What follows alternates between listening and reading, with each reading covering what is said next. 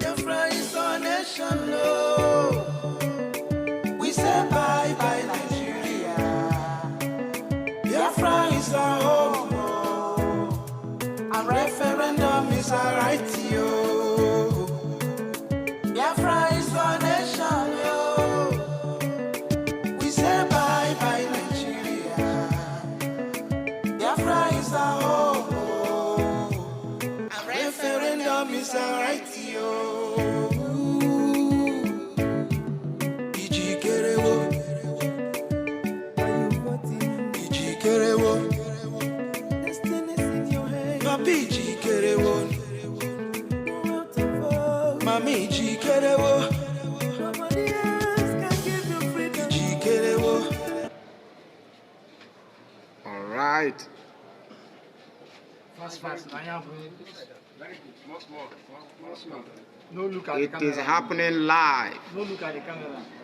Just most. Biafrans are voting, massively voting, and so far, Biafra is just leading massively. I am yet to see a single vote for Nigeria. Biafrans are voting. Biafrans are voting right here in Lagos. Just in one house in Lagos, the neighborhood has assembled here. Oh, hey, Biafra. Okay. Please hand over your ticket to this beautiful lady, please. I am being informed. Hand over your ticket, the votes, the one with which you voted. Hand it over to her. Make your vote count. Airborne. Yes, if you did one online, it's okay. Already, as all the vote is going to Biafra. This is Dr. Irobi, are you here? This is happening live. Dr. Irobi, are you here?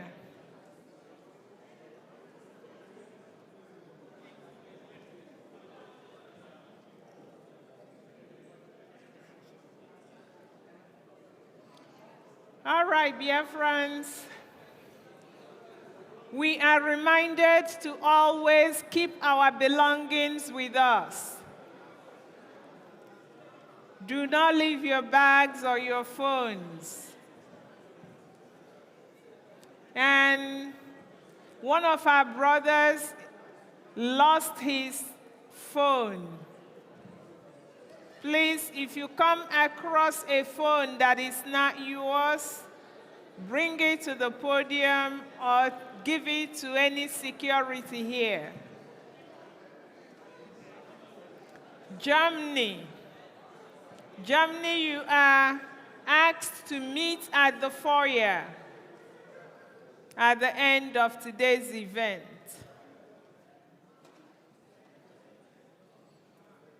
Is the sports minister here, Honorable Gozie?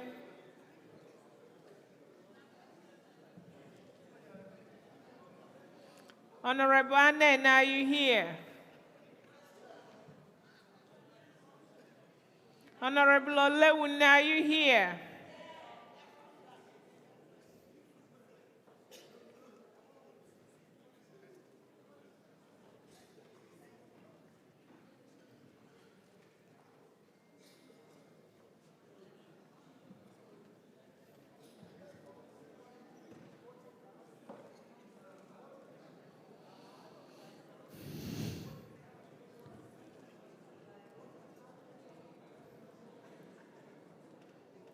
So, Biafrans, what you are watching on the video playing are Biafrans in homeland casting their votes. Fearless Biafrans casting their votes.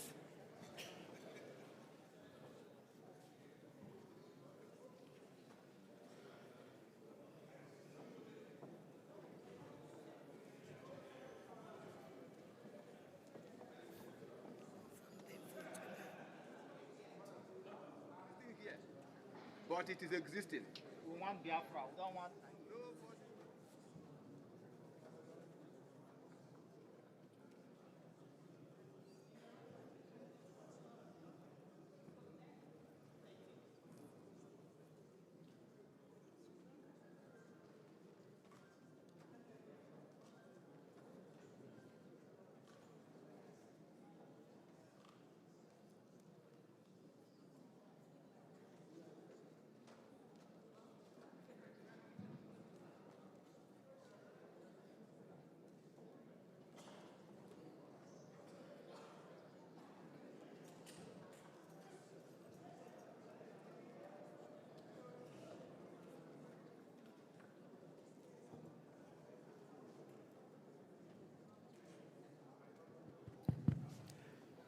Additional announcements. If you've not signed the declaration document, please meet Honorable Adadi Oramma.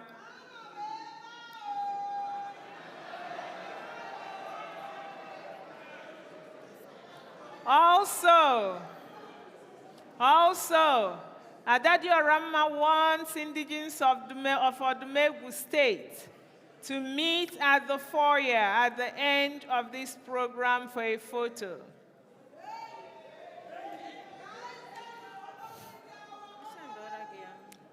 Oh.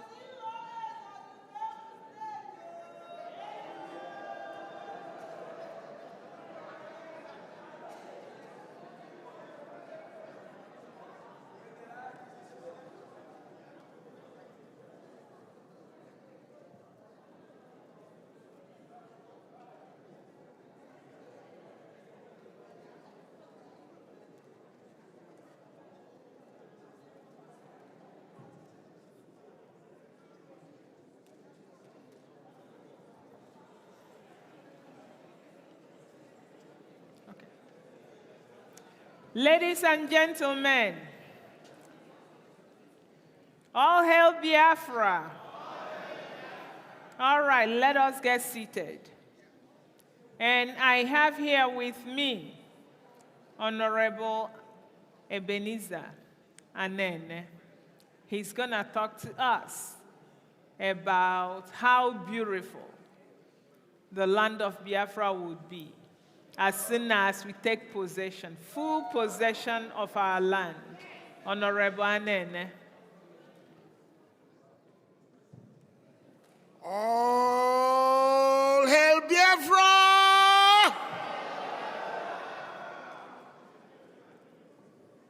All hail Biafra! This is an impromptu speech. Impromptu. And I know some of us are so worried about coming home now Biafra has come to light. Biafran nation has been established right now. What that will do for us is that when you fly in home, You don't want to fly to Abuja of Nigeria. You don't want to fly to Lagos of Nigeria. You want to fly to Enugu or Port Harcourt of Biafra. And when you get out of the plane, you're going to see all the good signs of Biafra.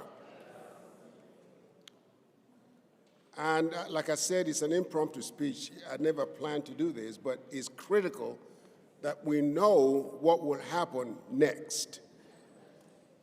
I want us to try our best to donate, because once we go home to Biafra land, we will begin to improve the airports to make at least Port Harcourt and Enugu the international airports that all flights from all over the world will land there.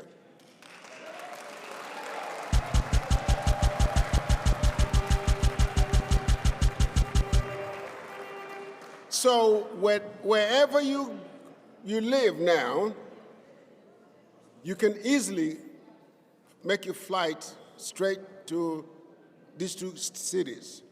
Now, every state can have 2 or 3 or however many airports they want to have. But for now, the 2 airports I just mentioned are the ones that are active. But I do want them to be active enough to allow other flights, international flights, to come to it. Okay, so I want you all to do your best to donate. Because Biafra, when you come home to Biafra, guess what? You wouldn't want to go anywhere else. We will look better than the best cities in the world.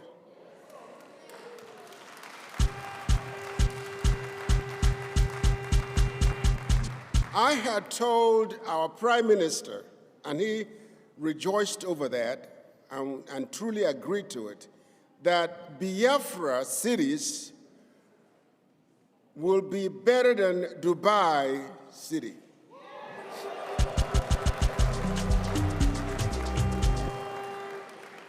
All the new cities will develop will be better than Dubai. And the existing cities will have to be modified to be at least close to some of these American cities that will make you don't want to go anywhere else. Your education will also be for Biafra. I've had people, family members, oh, can you send me some money so I could come to America? I want to get away from here. I said, nope. Biafra has come. You have to wait. And when you wait, you will see the great difference or differences in each and every city. That will make us become the best city in the world. Employment will be almost 1% lower. In other words, it's going to be 90% employment for every person that is old enough to work, 18 years old. There's so much work in Biafra land. Once it comes, we will develop that. So donate as much as you can until we're able to raise or generate all our income through the natural resources. All hail Biafra! It is not easy, but God has made it possible. We have been standing for many years, and I don't want to say too much.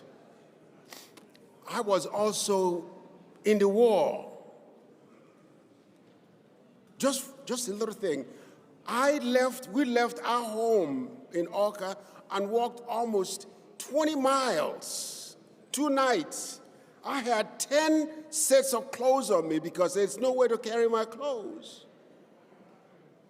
That was not funny. That was not easy either. We cried most of the way. But we have to leave. So Biafra has come. rejoice with me, because we will develop Biafra to be the best nation in the world. May God bless Biafra. May God bless Biafra. Hallelujah. Thank you all so much for coming. Some of us weren't easy to be here, but you made it. And we know when Biafra was declared, I was ready to run. I was excited. I almost stepped on things that I shouldn't step on, but I enjoyed it. God bless you all. Anywhere you go, if you don't see woman, no one negi bocha. Anyway. All hail Biafra. All hail Biafra. Our day is getting better and better. Wow. Ladies and gentlemen, we have a special guest in our midst. We are so lucky to have this guest. Our PM has been working so hard for this guest to grace this occasion, and he did. So, I call on Dr. Bryson Okeoma to introduce this special guest. I won't call his name. Let's keep the surprise going. Dr. Bryson Okeoma, please take the stage. What's that to go? Lie on yourself. I'm the war. I'm the fight. I'm the battle. I got the powers. I got the powers. I'm about to release my powers.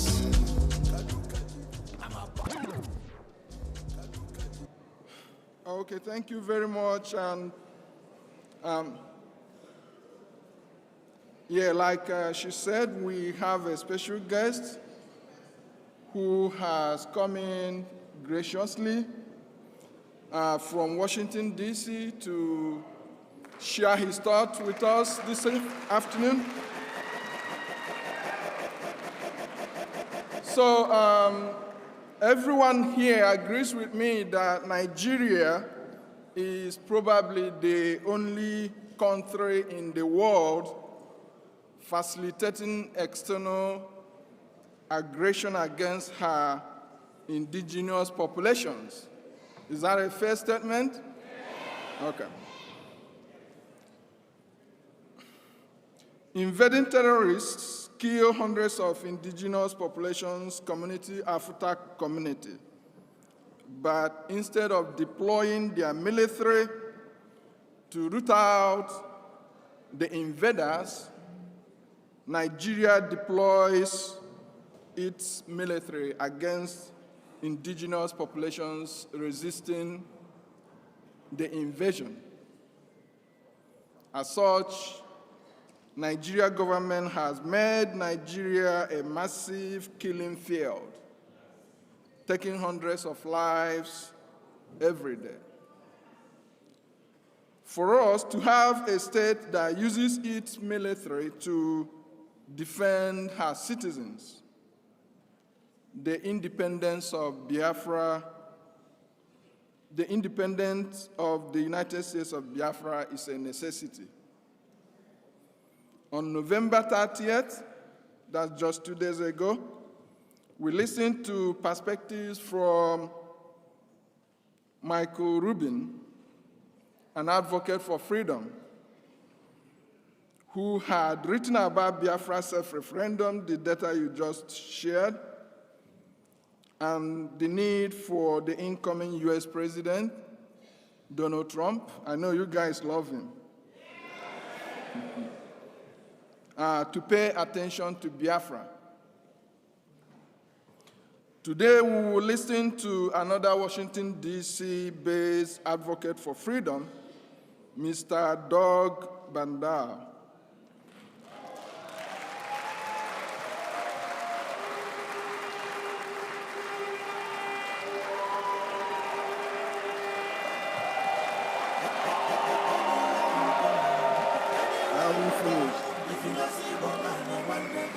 So, Doug he's a senior fellow at Cato Institute. He specializes in foreign policy and civil liberties. Doug has written extensively on issues bordering freedom and civil liberties around the world, and has written several articles on insecurity in Nigeria. Today, Doug will share his perspective on Biafra freedom, exit from Nigeria, its implications for security, and the role the U.S. government can play. Ladies and gentlemen, join me to welcome Doug Barr.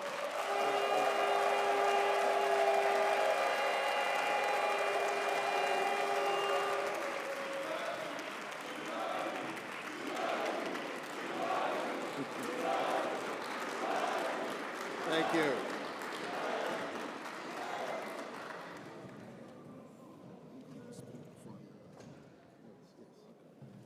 Well, thank you very much. This is a much more enthusiastic audience than I normally find in Washington, D.C.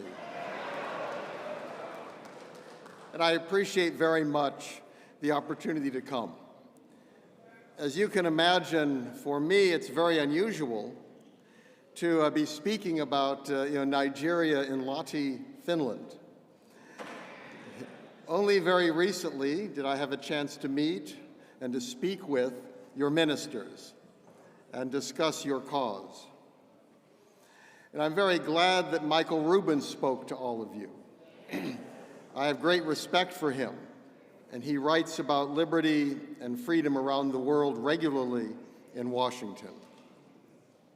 I have visited Nigeria and have been incredibly impressed at the people that I have met. As I traveled across Nigeria, I found people who were entrepreneurial, who worked extraordinarily hard, who were people of faith, people who cared for their families, and people with extraordinary potential. Yet I found that they suffered under a government that did not live up to its responsibilities to protect them and to protect those opportunities for them, and a government that in many cases seemed to be working against them instead of for them. Now, Nigeria, as anyone who looks at would recognize, is extraordinarily important, not only for Africa, but to the world. It has the largest population and economy in Africa. Africa itself is a continent of extraordinary potential, a growing population when most of the rest of the world, including America, have declining populations. But we see vibrancy and growth in Africa. And Nigeria has so much to offer, not only to Africans, but also to Americans and to people around the world. I have occasionally gotten into a taxi cab to go to the airport, and my driver, it turns out, came from Africa. And we will discuss where he or she came from and what their home was like. And what I am particularly concerned about, like Michael Rubin, is concerned about human rights, about religious liberty, about economic opportunity, all of which are fundamental for human people everywhere on earth. And despite problems in my country, and as all of you recognize, all countries have some problems, and I accept with my own as well, the United States has done generally pretty good at trying to protect those opportunities and those liberties, which is why we've drawn people from Nigeria to America. But you shouldn't have to leave your country to have those opportunities.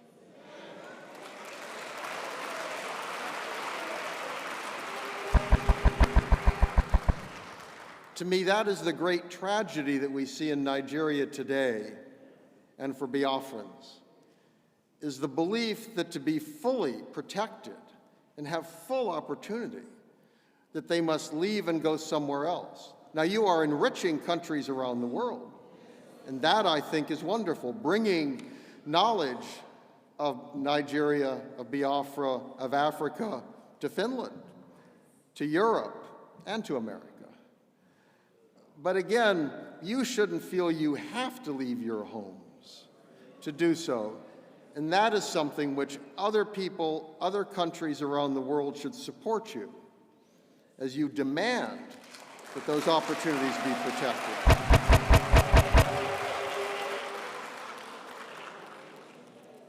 And we all know the problems that have occurred in Africa, in Nigeria. I don't have to go through them, you have lived them. In terms of internal conflict and violence, of misrule and dictatorship, of corruption, of political misbehavior, even of the current government. That the problems, unfortunately, there was great hope when the dictatorship ended. But if one looks at Africa and looks at Nigeria today, one sees it getting worse, not better. And that is wrong. And that is a threat to you all. It's a threat to your families back in Nigeria, and it's a threat to everyone who lives in Biafra. I think that it's important here, it's vital that these opportunities not be lost. An area that I care especially about is religious liberty, and I write about that an awful lot. And that's an area that I have great concern in what I see in Nigeria today. That again, there's a long history here, which I don't need to tell you because you have lived it. But it's recognized by some in America, and I think this is an important issue to address the new administration on. Because Donald Trump does care about religious liberty. It's an issue during his first term that he was concerned about. He received very strong support from many religious people in America. And this is the kind of issue that you can use to talk to the incoming administration about the importance of liberty in Nigeria, and also in that context then raise the cause of Biafra. That is not something which many people write about. Michael Rubin was an exception. But this is an issue that you can use to educate Americans. The U.S. Commission on International Religious Freedom, which is an independent body that studies religious issues around the world, told us last year that freedom conditions in Nigeria remained extremely poor. Violence across Nigeria impacted freedom of religion or belief as the government failed to prevent attacks against faith-based organizations and worshipers, with some accusing it of actually fomenting those attacks. So this is recognized. This is recognized in Washington. And of course, these kinds of attacks harm all Nigerians, everywhere in the country. But the attacks have been particularly focused on Christians. And that is something, again, that can be brought to the attention of the U.S. government, that this is a way to raise your cause. The challenge, I have to tell you, is today in Washington, every interest group and everyone is lined up hoping to get the attention of the new president who comes into office. So this will not be easy. So it's very important to find causes that this president and those around him care about. And I think that is going to be the biggest challenge for you all. It was obvious the Biden administration was not particularly concerned about these issues. Unfortunately, I wish it had been. I personally and my institute try to stay nonpartisan. We want to speak to anyone who we can in Washington about policy and engage anyone who's willing to talk to us.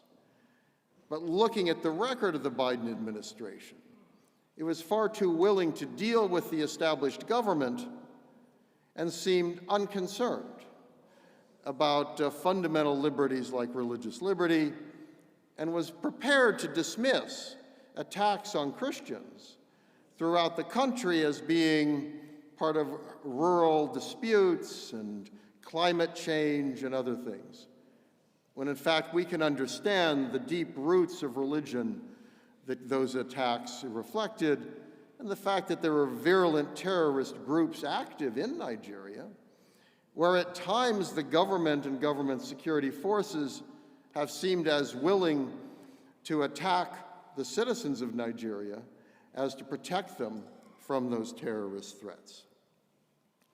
So this, I think, is an important issue to bring forward. It's also important to address the Trump administration when it's trying to think about future friends in Africa. That Biafra would be a friend of America.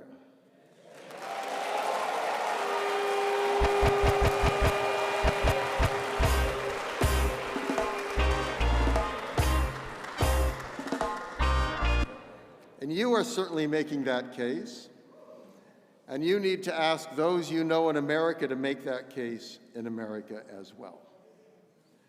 Because again, Donald Trump is, shall we say, a very unique person. That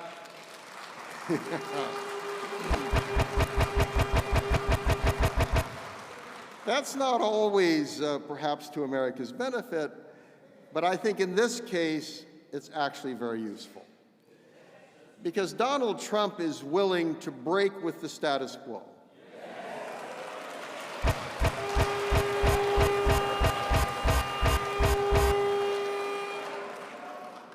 I do a lot of work on issues like North Korea, and I thought one of the brilliant steps that Donald Trump took was a willingness to meet with the leader of North Korea that no other U.S. president had ever done.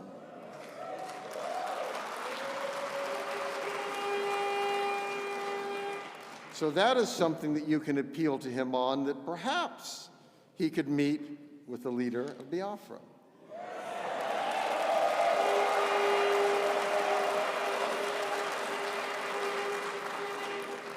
That he recognizes the importance of reaching out to people who his predecessors refused to have anything to do with. Donald Trump, maybe there is an opportunity. And I also think those around him, many of those who are coming in, share that willingness to challenge the status quo. And that is what you suffer from. And I will admit, when I first heard about what you were doing, I'm old enough, unfortunately, to remember the terrible war. I was young, but I still remember pictures on TV and pictures of starving children, the horrors that happened with that. And you all know that. I suspect almost all of you had people who suffered in that, friends and family who died and suffered, the horrors of that, which can never be repeated. But what the status quo in Washington then is, we don't talk about such things, right? We put them away in a closet somewhere, and we say that issue's finished, nothing to be done, please don't bother us, we have other things to do.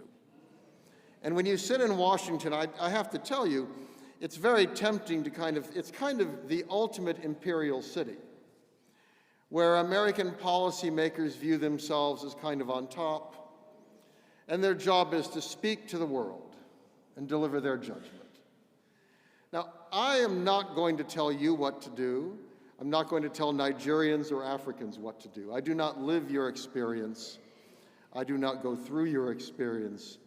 I have not suffered what you have suffered. I have not had the frustrations that you have had. So the last thing I would ever do is to try to tell you, as if I know better than you, what you should do.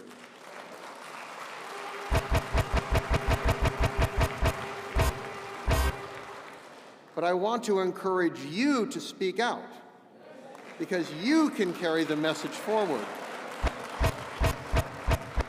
And that message needs to go to Washington, D.C. And that message needs to go to the White House when there's a new president. It needs to go to the Congress. Now the U.S. Senate will be controlled by Republicans as well. There's a chance there.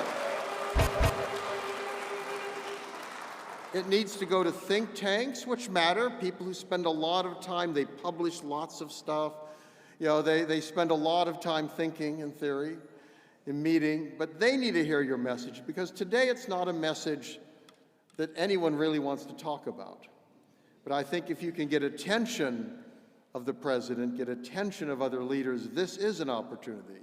And I want to encourage all of you, you have a cause that is just, a cause that is important.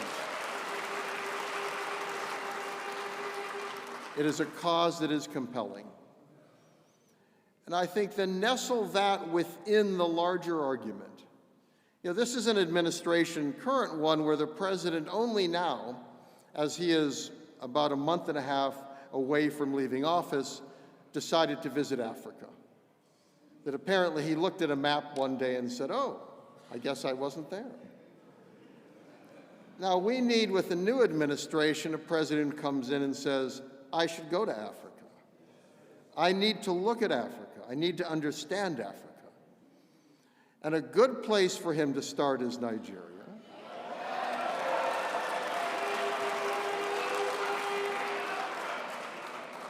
And if he starts, he should not start thinking of Abuja. He should start thinking about the people of Nigeria, wherever they live, and understanding how that government in Abuja and its security forces are not serving the people of Nigeria. Because the ultimate responsibility of any government is to protect your safety, is to protect your opportunities, to protect your freedom to worship and to live and to speak, and to protect a democratic future where you can choose your leaders freely and live in a free and democratic society. And that's not being done today by the government in Abuja. And Nigeria could lead Africa, but as I indicated, it looks like it's going in the wrong way. Well, a free Biafra could lead Nigeria.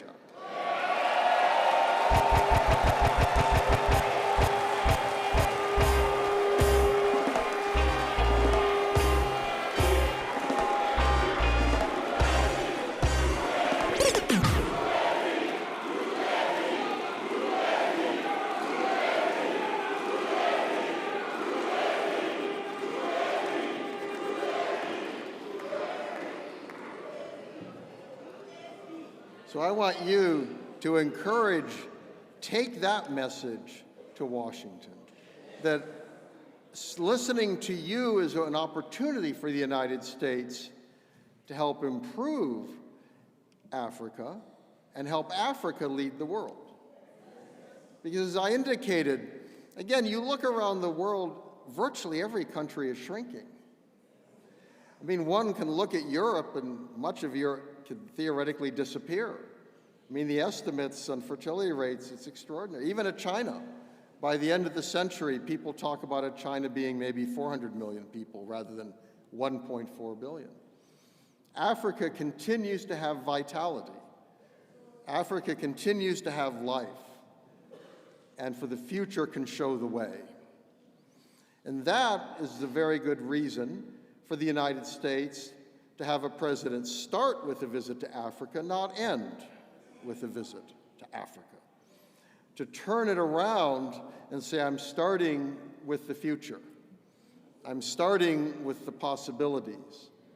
I'm starting with the opportunities.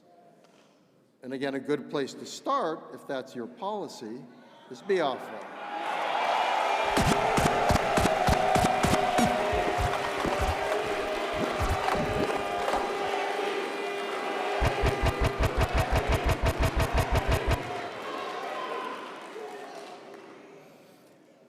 So let me, as I indicated, I'm not going to tell you what to do.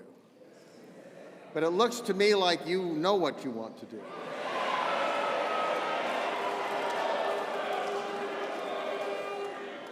And I want to commend you, again, for your enthusiasm, for your willingness to gather here, for your willingness you've chosen leaders, you're pushing referendum, you're taking steps to make this vision, this dream, into a reality.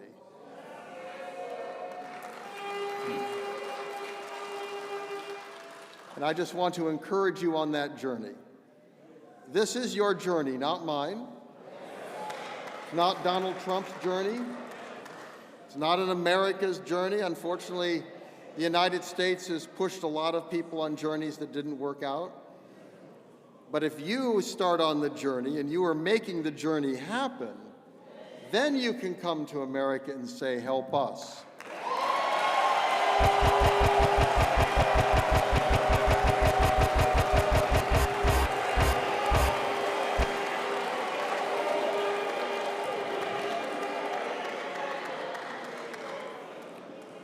So I want to conclude with a vision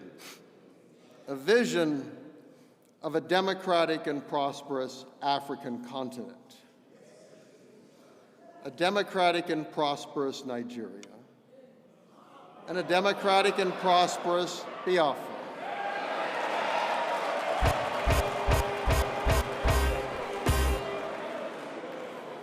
This is up to you to turn that kind of a vision into a reality.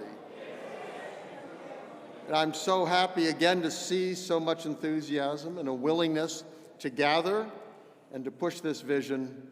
And I want to thank you for inviting me to come to speak to you.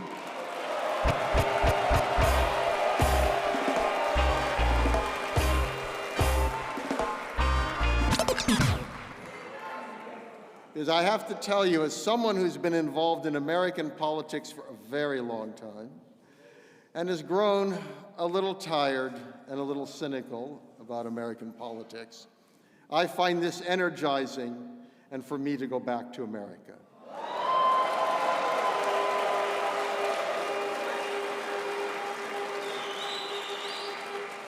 So thank you, Godspeed, and have a blessed new year.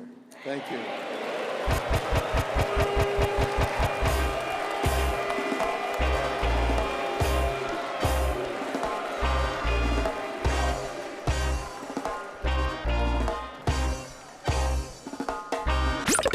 Yeah, that was a surprise. They said that we could not make it. You are not going to reach anywhere. They have the weapons. They have the power. They can do anything, and you can't use anything. You can't even use your brain. But this was a surprise. Somebody make some noise for the surprise. Yeah. That makes me to remind myself of Biafra and us all here. Biafra is an element of surprise. Biafra is a shining light. Biafra is an element of surprise. Biafra is a shining light. Biafra is an element of surprise. Biafra is a shining Biafra is an element of surprise. Biafra is a shining light. It's just like when they said that nothing good is going to come out of Jerusalem, Bethlehem. This is the hem, the home. One of our brothers here, his name is Bethel, the house of God. And this is what each and every individual of you is. Because Chukwu okike abịama bi n'ime gị eziokwu anapụta. You're doing the rating, the truth. Blessed love, element of surprise.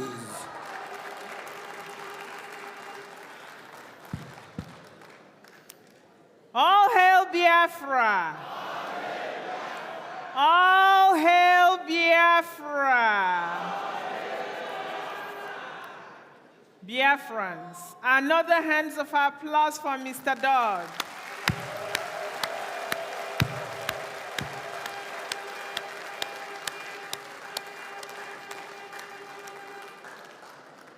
Right. Okay. As we continue with our program, we call on Sister Olewunne. She will tell us what the group of sisters are doing to help Biafrans back home. Sister Olewunne.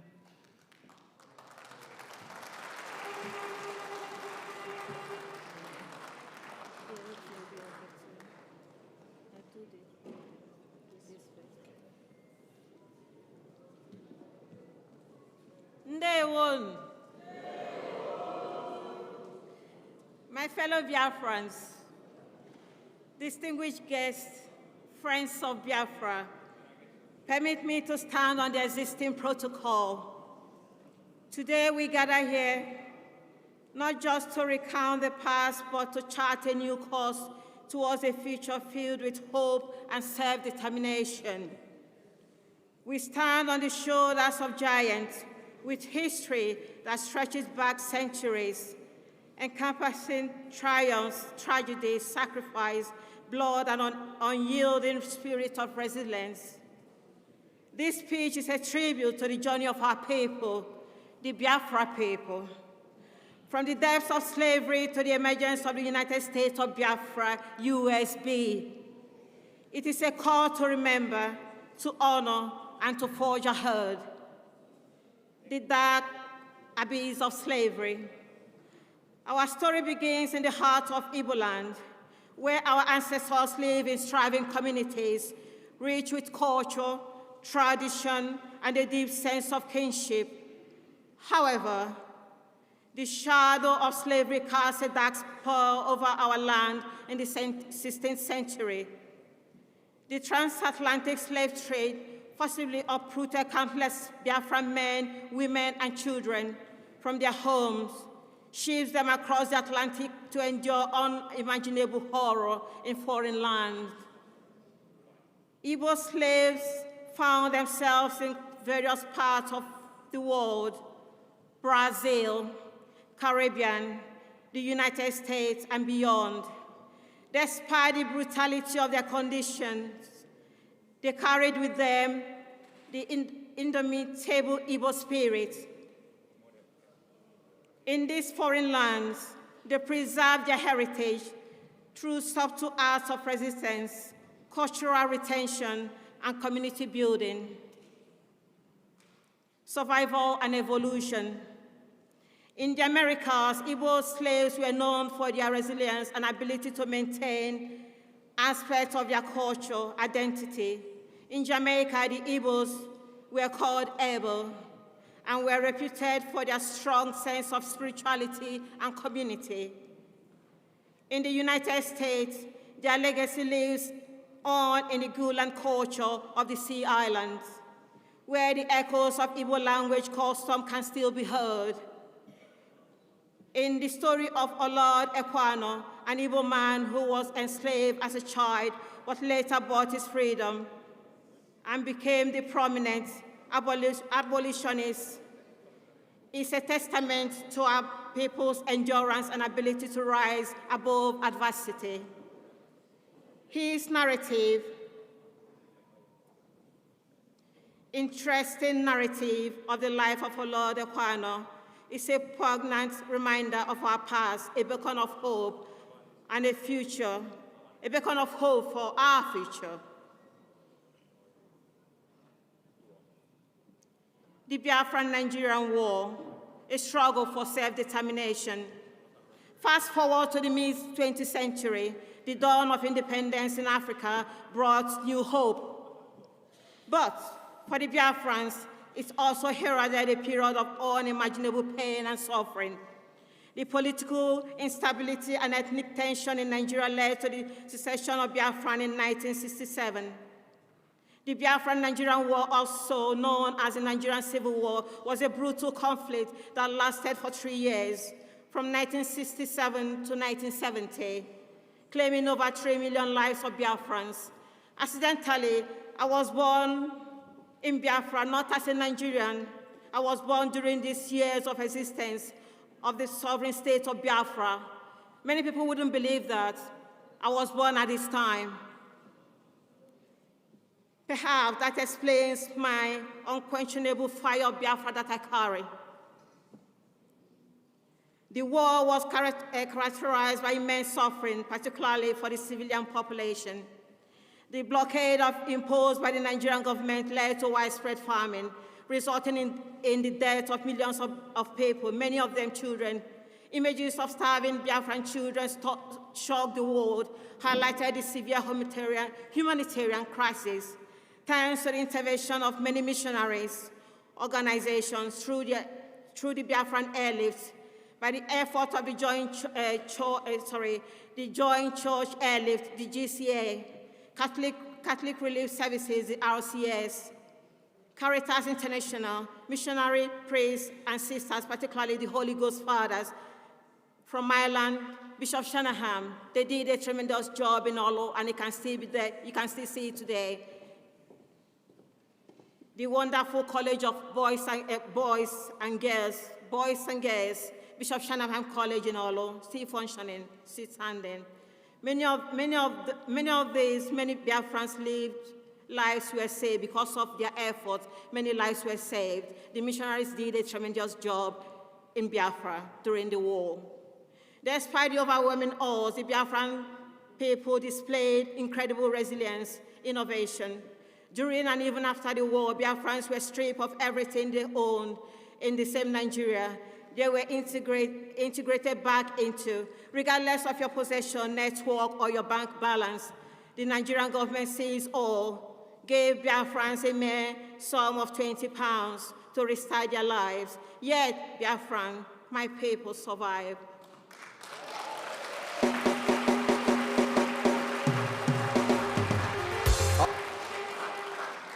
They thrive till this day, but the pains of oppression and injustice remain ingrained in our hearts. The emergence of the United States of Biafra, the USB.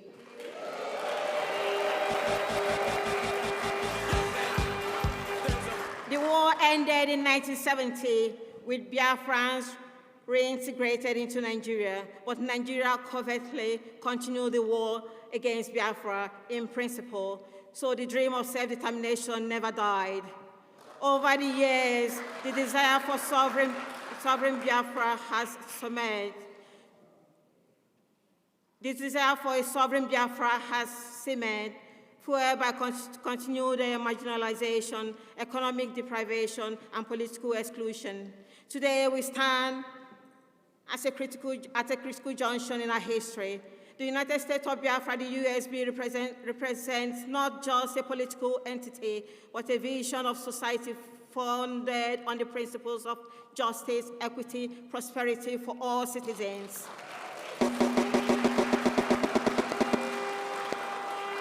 It is a call for self-governance, where the rights and aspirations of the Biafran people are fully recognized and respected. It is a reclamation of our identity, our rights to chart our destiny. Conclusion, Biafrans, let's go home. It's time to go home.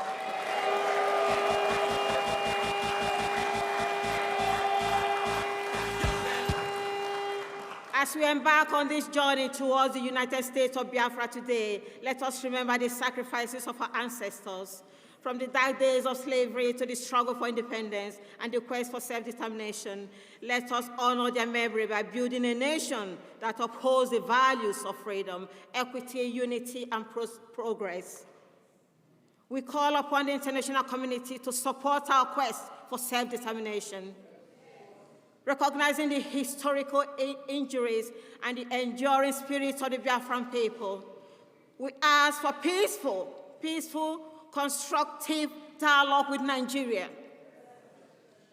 aiming for a solution that respects the rights, aspirations of all parties involved. My fellow Biafrans, it is time to go home. Let us rise, united and determined, to build the United States of Biafra, a beacon of hope and a testament to our enduring spirit of our people. Take home what it takes to get freedom is different from what it takes to stay free. Remember that. What it takes to get your freedom is different from what it takes to keep yourself free. It's two different things. Independent and staying free and building your nation is two different things. The first set we finished. The second set is just beginning.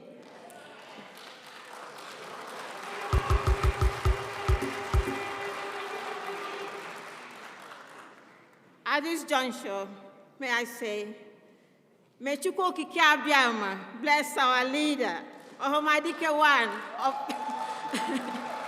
Biafra, Mazi Nnamdi Kanu.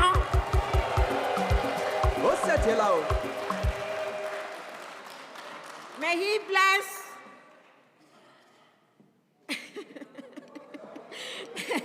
May he bless our indefatigable Prime Minister, His Excellency. The good guy. The good guy. Because of him, we are all here today, because of him. By the time they got to Nandikan, if our Prime Minister didn't come up, we wouldn't be here today. Another round of applause for him. Firebrand, firebrand, firebrand, at Biafra.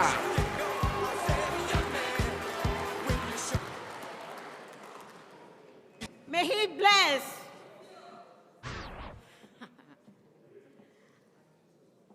Our Chief of Staff.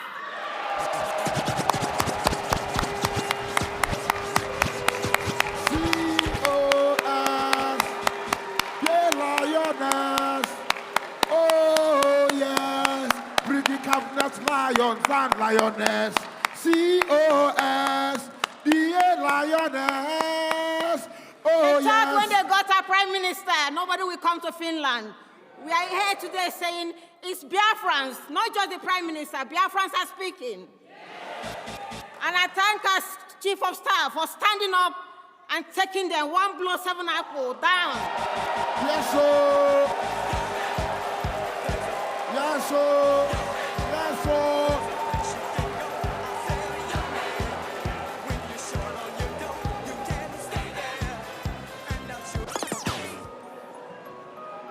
I also thank the Briggy. The Briggy are wonderful people. The Briggy is the team that brought all of us here today. Clap for them, please.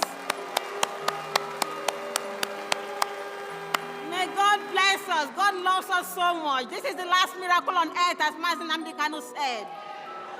Biafra is the last miracle on earth. And nobody can stop Biafra. No man born of a woman can stop Biafra. No man. On this note, the Sisters of Our Lady Immaculate, which I'm humbly the founder, is offering to Biafrans a place you can come and have a retreat.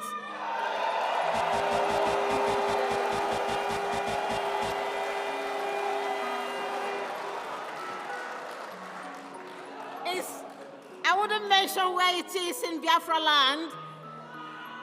Most of the job has been done.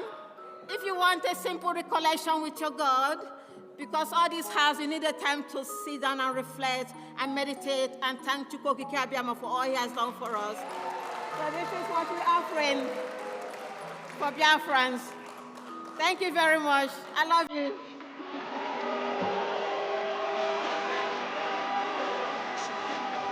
Firebrand, thank you.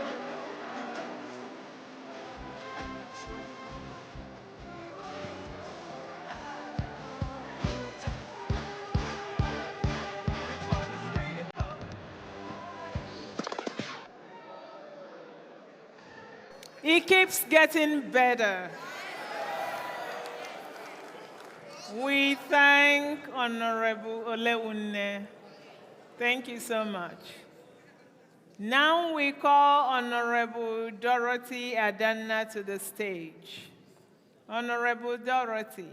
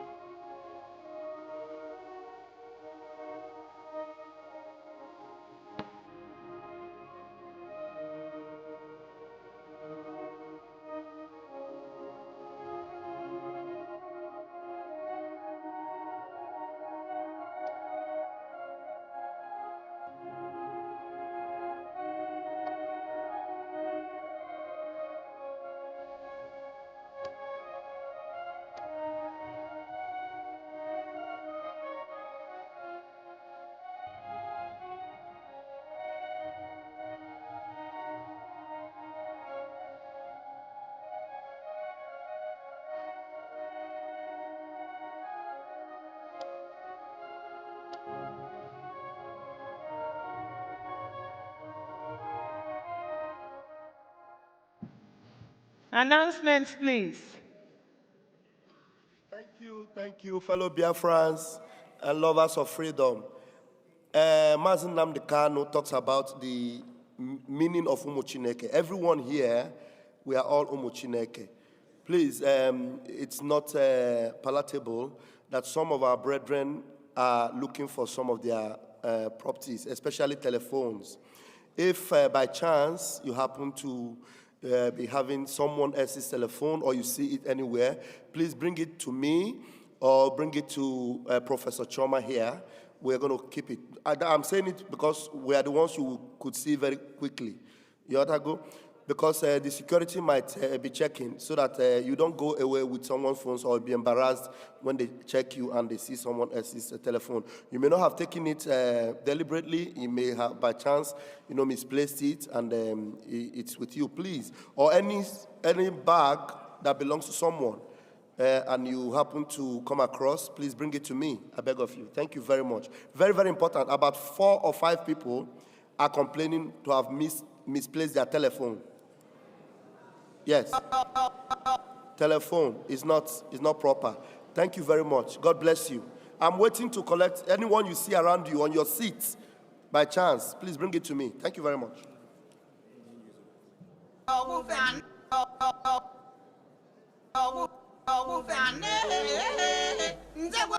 Anything you see that is not your own, just bring it to me. Somebody even missed his flight ticket, convention bag and all that. Please bring it to me, please. I beg of you. Thank you very much.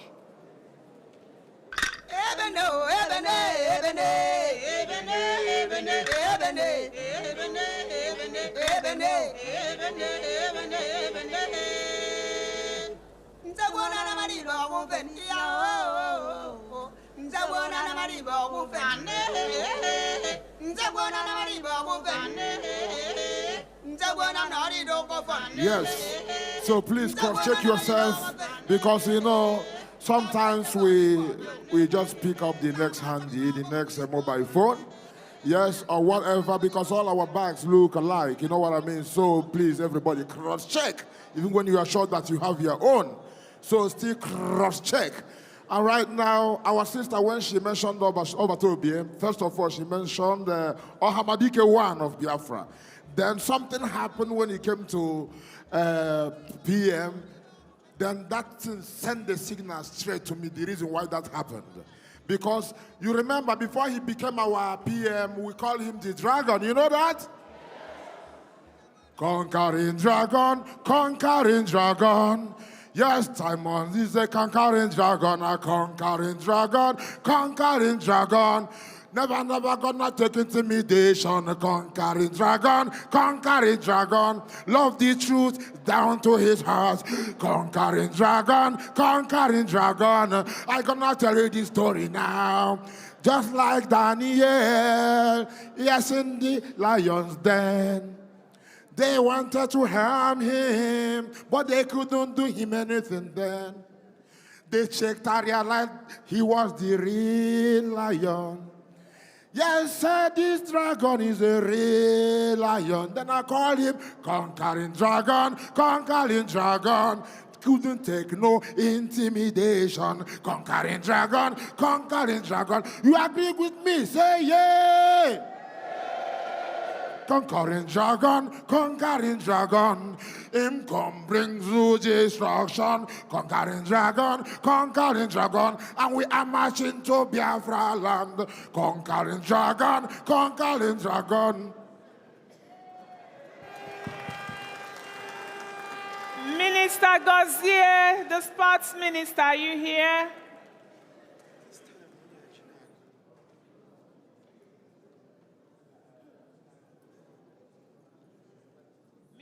Gozier, are you here? Come to the podium. Omambala State Indigenes, meet at the foyer at the end of the program. Please, our brothers and sisters are looking for their belongings.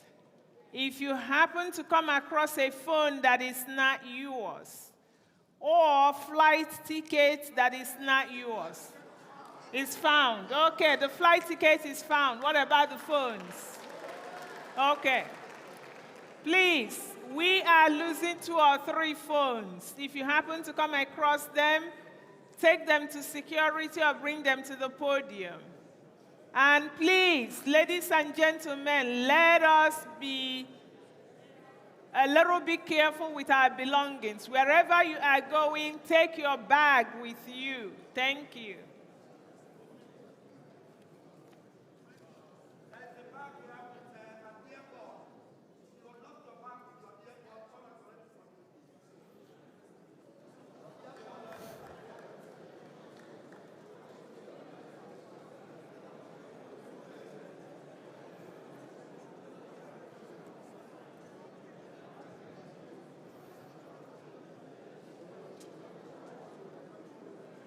Ladies and gentlemen, welcome the Sports Minister to the stage.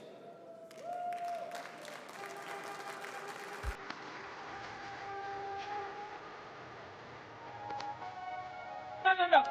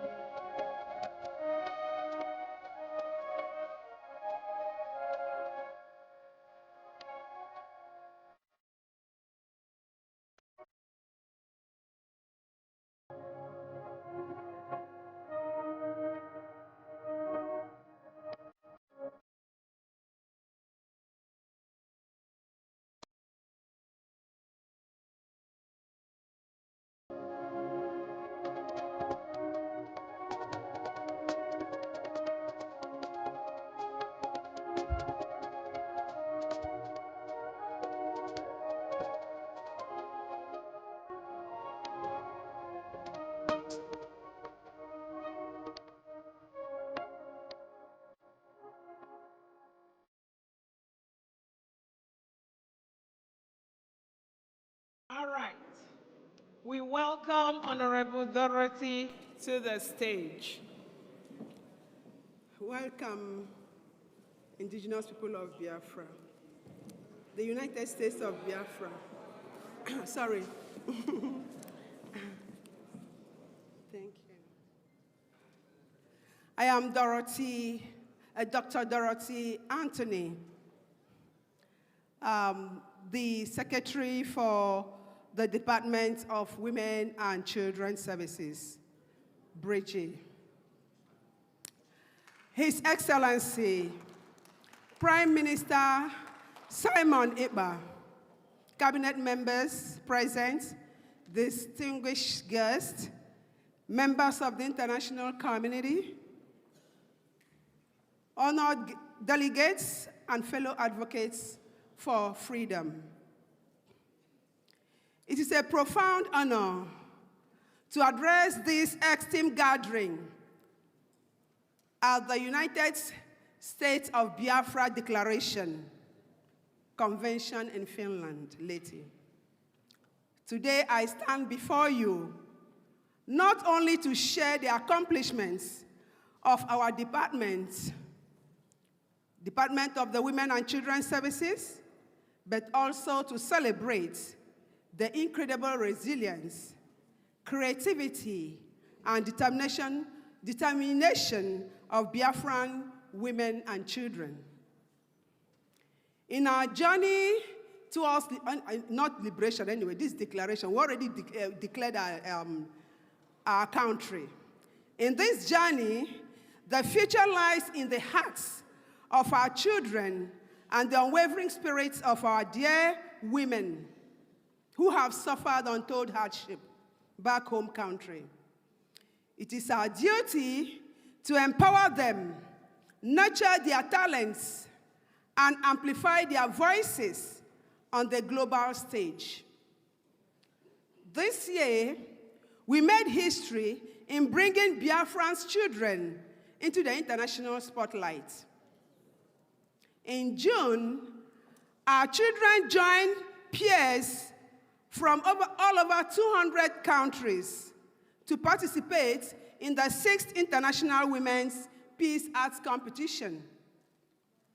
With the guidance and support of the Department of Women and Children's Services, they painted powerful visions of peace, wrote heartful poems, and shared stories of hope. Their artwork reflected their dreams of a better tomorrow.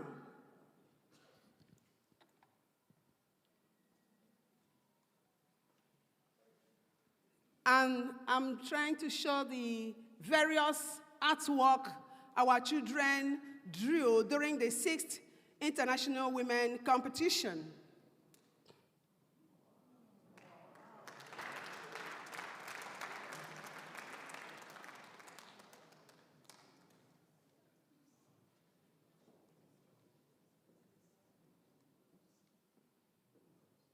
So we had time practicing for months to enable them participate in this very competition. From diaspora, we were able to connect some of them in diaspora and some of them in back home country to show you the resilience of our children. They also participated in, they have different cultural dances. We have 2 cultural dances, one in diaspora and one in back home country.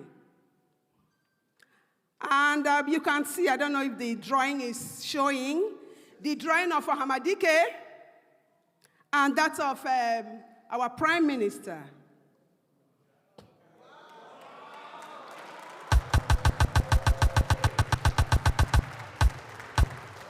So, thank you. So this very drawing was exhibited and presented by our children during the Department of Women and Children fundraising competition.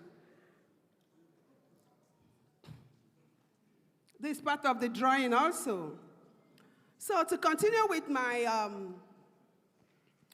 presentation, so with the guidance and support of the department, you can see the talent our children have. Our children are so creative that when encouraged, they can do amazing things. Unfortunately, they don't have the opportunity to do that in the zoo. So I'm standing here on behalf of our children and women to state categorically that now we have gotten our we have done our declaration, hoping for a better future for our women and children who have been molested, who have been raped, who have been disregarded, who have been marginalized, who have been discriminated in various forms, even admission into the universities. I had an ugly experience even when I applied to study medicine in the zoo. I was deprived of that opportunity to do medicine. The same thing applies to most of our children who have even attended the score point. And to attest to that, you can see that the cutoff point of our children in Biafra is quite different from the cutoff point of those in the southeast and the northern part of the zoo. So, my dear brothers and sisters, this artwork, like I said earlier on, reflected their dreams of a better tomorrow. And I assure them today, with members of the Bridging Cabinet and the government of Biafra, that our children will have the best in the world.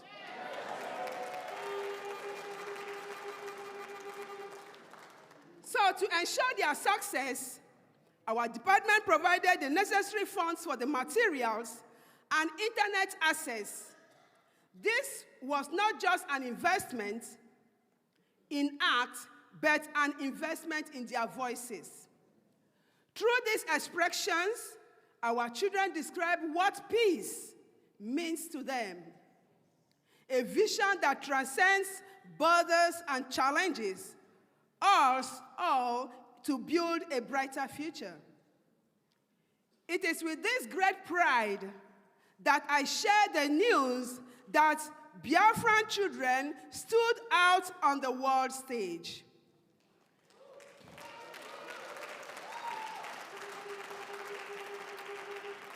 They not not only participated but excelled, with several of them receiving awards and recognition from the International Women's Peace Group, IWPG.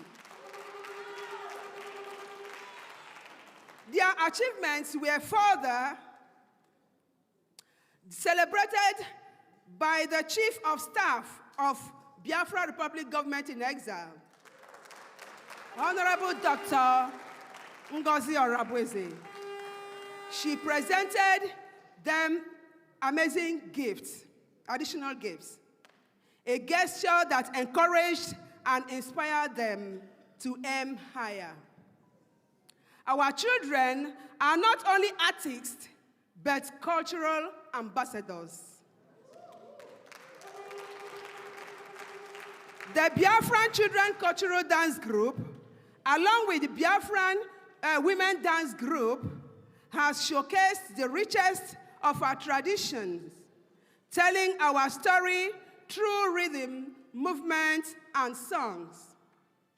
These performances remind the world of our heritage and our collective strength as a people. As a department, we have also organized fundraising efforts to support the liberation movement.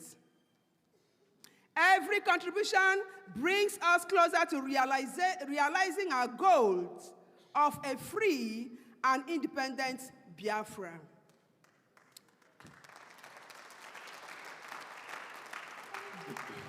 Thank you. Biafra, where our children can grow in peace and our women can lead without barriers. So just a few days ago, before we came to for this conference, that was in November 23, 2024, the International Women Peace Arts Competition concluded, but its impact will be felt for years to come. The drawings, poems, and writings presented by our children are a testament to their hope, resilience, unwavering belief in a better future for Biafra. As we gather here today, let us also remember that the liberation of Biafra, which already we have declared, is not just about political independence. It is about creating a society where every child can dream freely and every woman can lead boldly, just like you can see our COS. So, my dear Biafrans, I urge all of us to continue supporting our women and children. Let us nurture their talents, amplify their voices, and ensure that they remain at the heart of this declaration and our country, Biafra. For in them lies the soul of Biafra and the promise of a brighter future. To conclude, together, we have already liberated Biafra, but we, like Sister Olowune said, we are rest assured that we are going to fund our country and make it a better place for our women and children. Thank you. We will also build a future defined by peace that the zoo couldn't give us, defined by justice that the zoo couldn't give us, and in other words, defined by unity and love. Thank you, and may the spirit of Biafra continue to guide and protect us.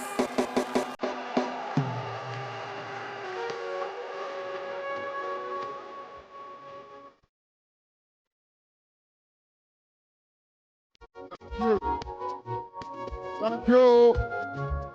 Thank you.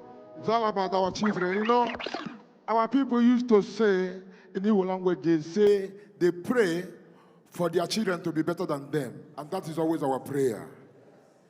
And then when I thought about the names we bear, because you know that everything is in our names, because word is Jah. And now we get the name called Azuka. I will get another name called Kiruka. Then I realize saying Kiruka and Azuka, they add up. They add up. I think I'm again, as he say, they add up. I think as he say, because Biafra parents lift their children up. In Kiruka and Azuka add up. Biafra parents lift their children up. In Kiruka and Azuka. Thank you, thank you, thank you.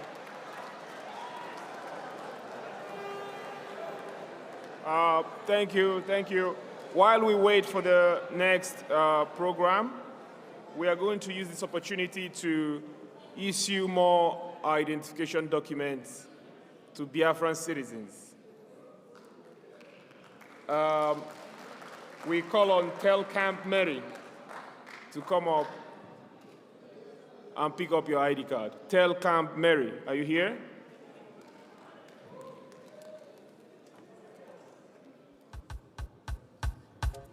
Anyoha Catering.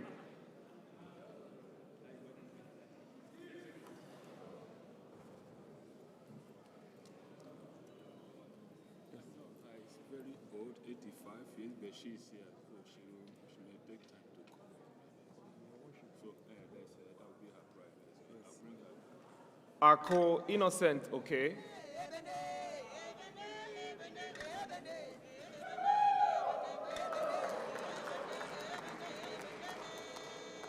Prince Michael.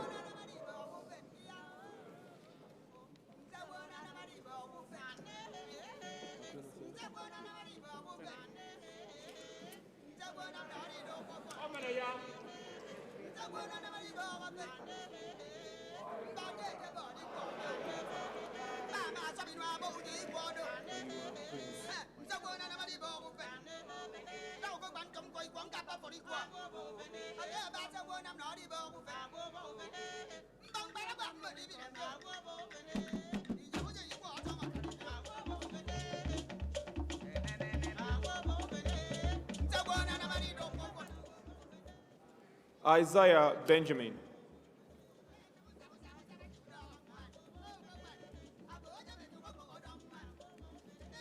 Can you make some noise if you hear your name, please?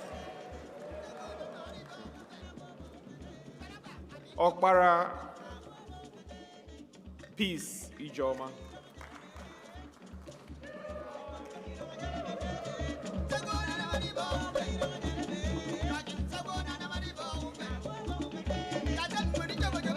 Anom Esther Ifi.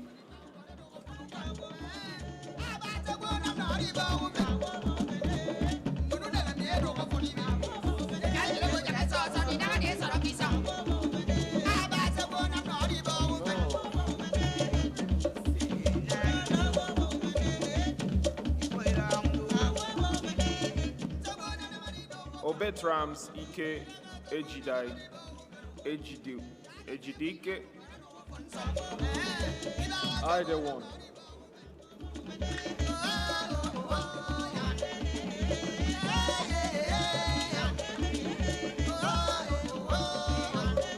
Woke Rita Chinelo.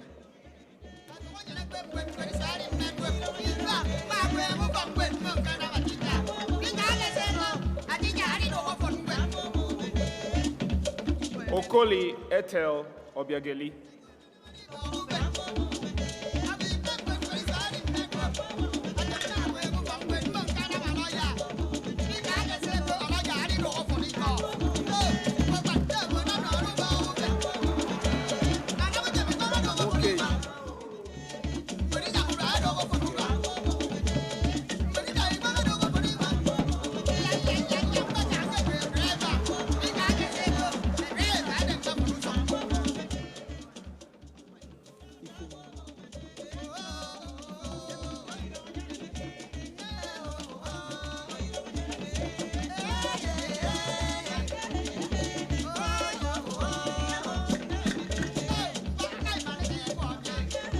Enobakare Becky.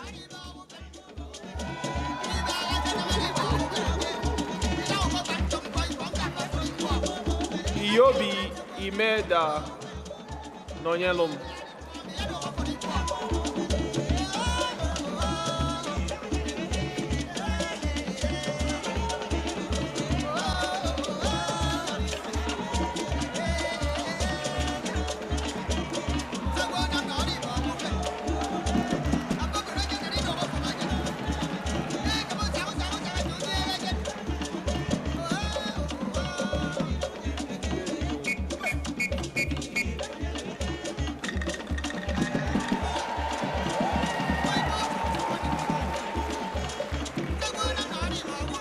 Orji Kingsley.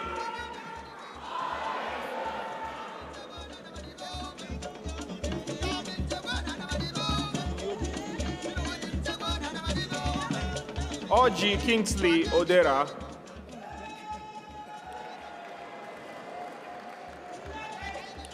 James Anene Josephine.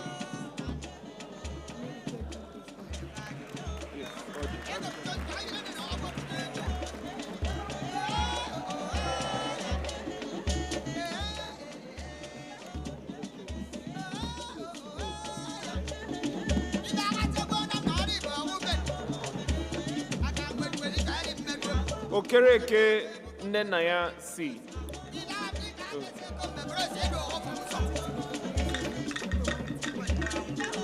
Egeonu Uchenna Stephen.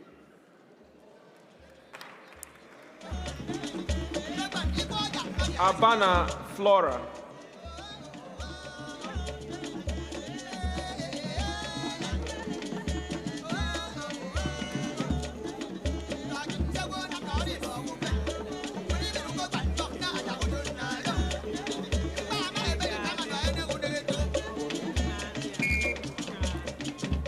All hail Biafra! All hail Biafra! You are Abana Flora. Abana.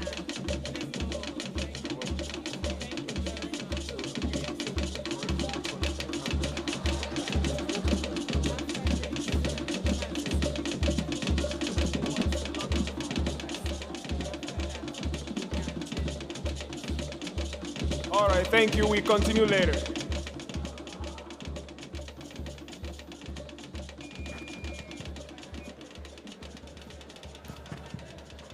All hail Biafra! You can see how flavorful this is, doing so many things at the same time. We still have ID cards here, so if you haven't received yours and it's printed, maybe today or tomorrow, you'll get it. Let's go to a very exciting part of this program. So, the ratification of our referendum and declaration of our independence, the votes have been counted. I'm going to step aside and have the people that did the work tell you what they did. Thank you. Onabella, Onabella, Onabella, Onabella, Onabella. Onabella, Onabella, Onabella. All hail Biafra. Onagakwa. Hip, hip, hip, hip. Once more. Hip, hip, hip, hip.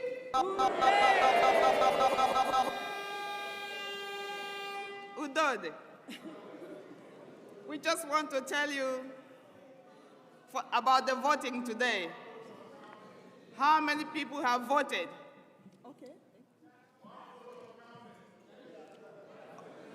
Okay.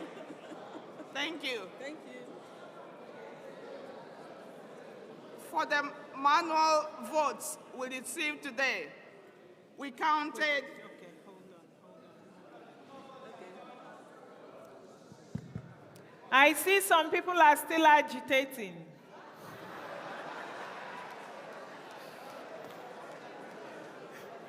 People are agitating, they want their votes counted. And we are Biafran, so all votes must count. So we have 5 minutes for you to submit your ballots, otherwise it will not be counted. Please.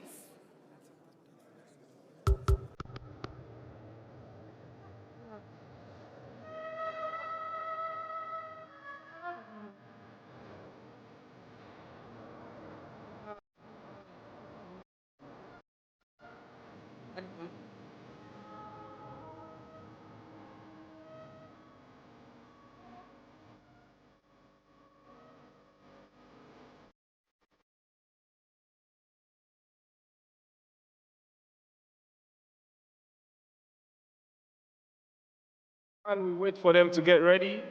Evangeline Wado Chiwen.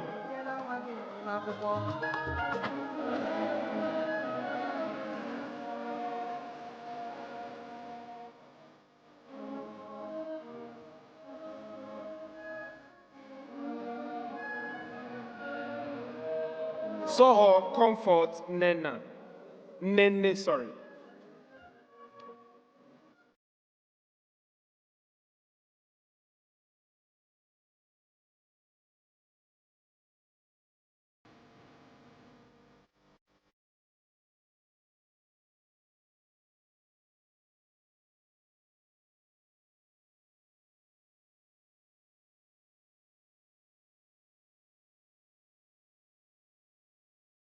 Wanchuku Josephine.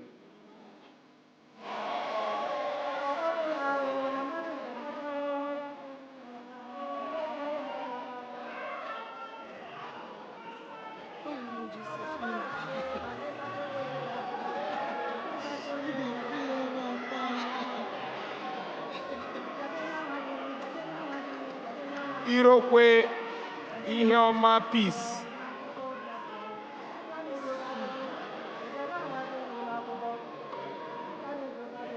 Obi Japhet Wanolue.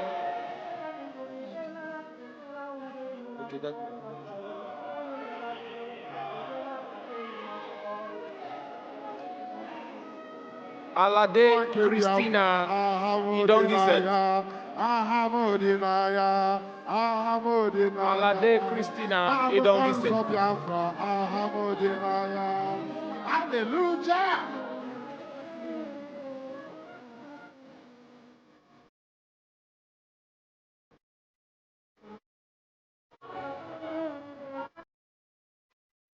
Congratulations.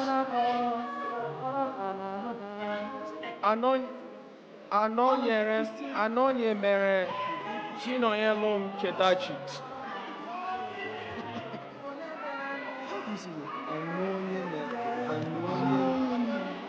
Anonye mere Chinoyelum Chetachi.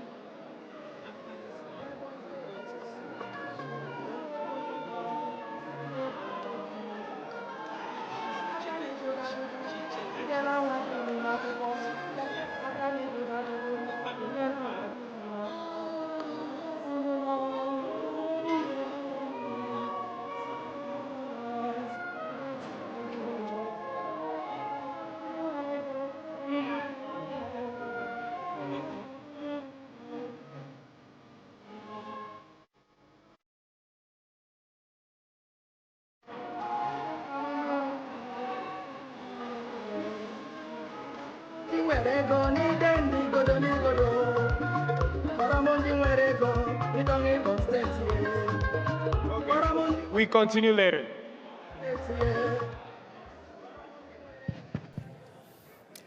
Biafrans are multitaskers. You see, you do many things at the same time. All right, ladies and gentlemen, now we welcome our Information Minister, Minister Sunny Abarawa.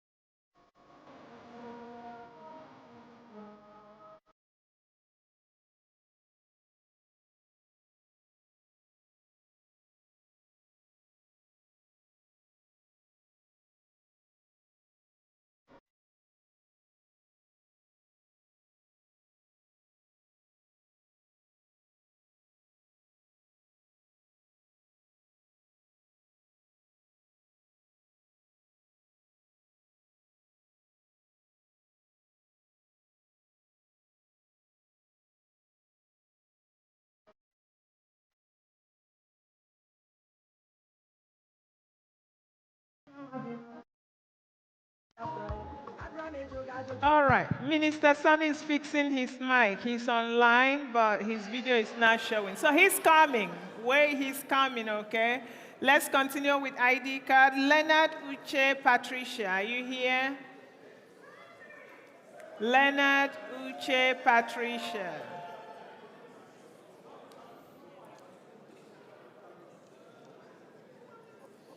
Mwolisa Anthony Afam. All hail Biafra.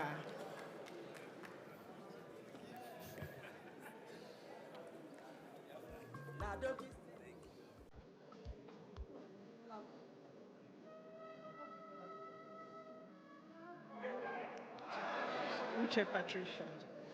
Jagwa Margaret Chibozo.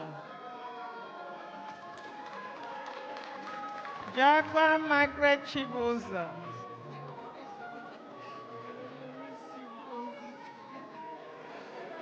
Omenka Mmadụ John.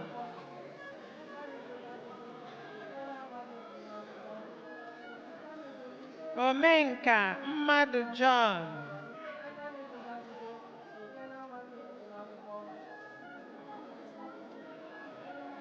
Anonye mere Chimuchem A.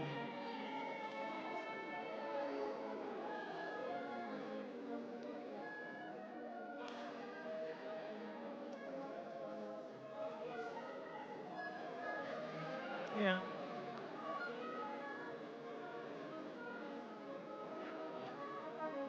This way, okay? This is Anonye mere. Mmadụ over here. Anonye mere.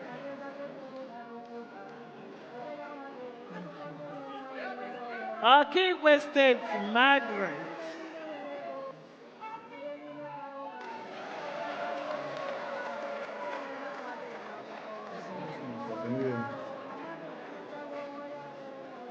Minister is here. Ladies and gentlemen, the minister is online.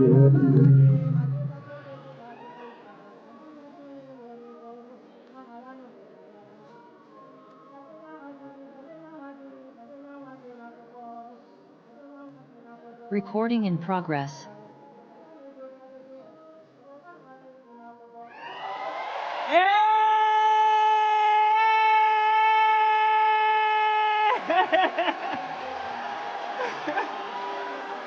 Yes, sir.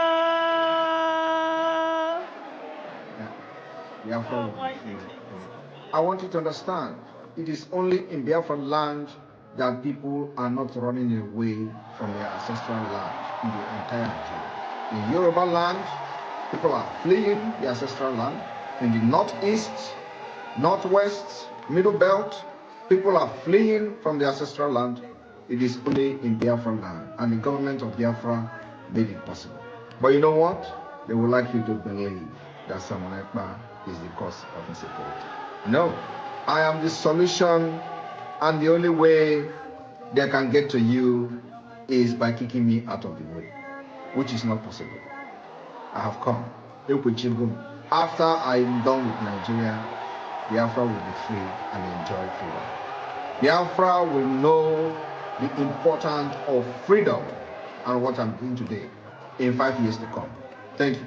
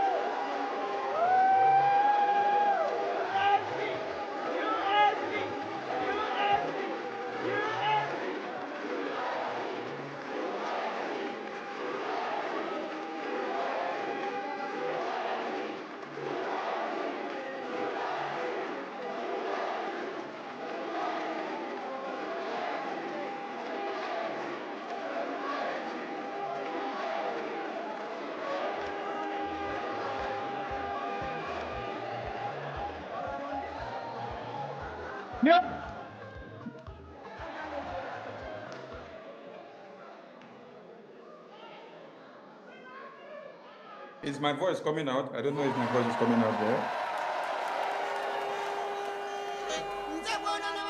Is my voice coming out, please? Let me know if my voice is coming. Thank you. There may be delay in transmission, but I hope all of you can hear me. We have made it, and the dreams of the Prime Minister has come to be. Like he said in the video I played, they want him out so that they can come for you. They did not take him out this time for bad. He went to prepare and to come back for the battle that lies ahead. If he was here with us, maybe we wouldn't have done our best. But today, we are doing our best, and he is very, very proud of us wherever he is. And he's watching us and seeing everything. So keep up the good work. I welcome everyone to this very hall, where the Biafra national anthem was brought to fruition. I salute everyone that have come from all walks of life, because it's not been easy.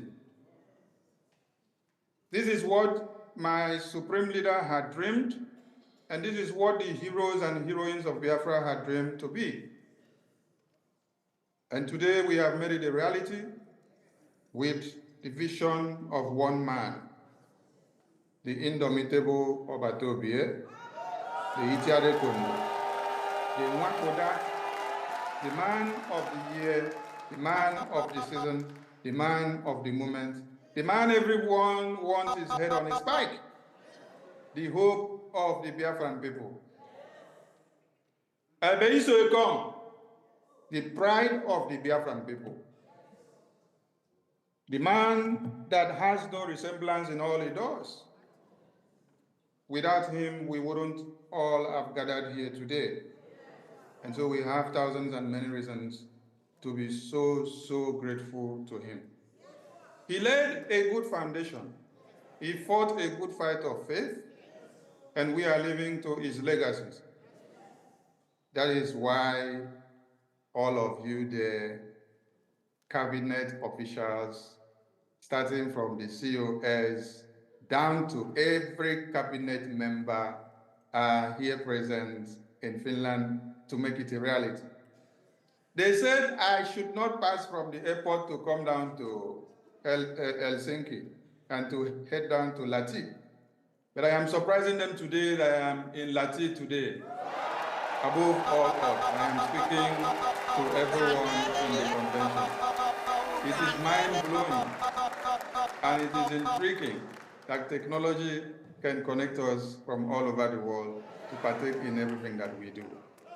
Yes, I welcome the American delegates that have spoken.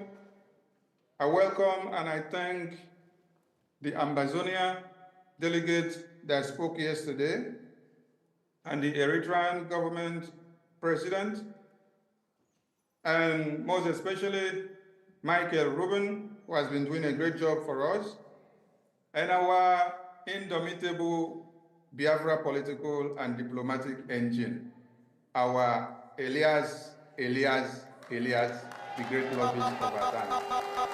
We thank you for the great work that you're doing, because if not you, the Biafran people wouldn't have attended the height that we have gone now. It is one thing to hire services, and it is another to get what you paid for. Elias, the Biafran government are so proud of you, and my Prime Minister will be super proud of you as we forge ahead to the next stage. It is our dream.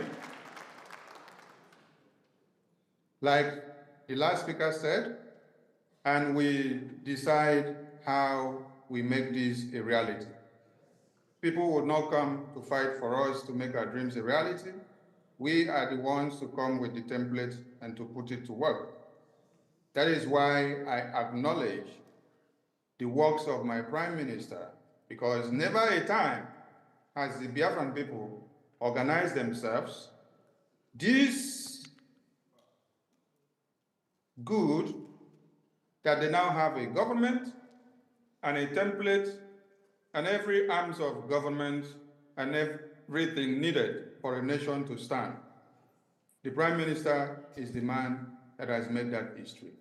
And every one of you that stands with him and make it happen, your names will be on the monument of Biafra in years and centuries and millenniums to come.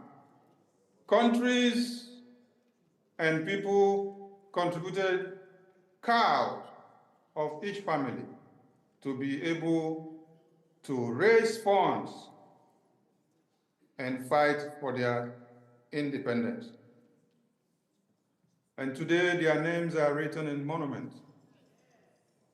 And all of you here gathered, representing the entirety of the 40 states of Biafra, you have not disappointed the Prime Minister since he embarked on this quest of sacrificing himself for anything that will happen for Biafra to come.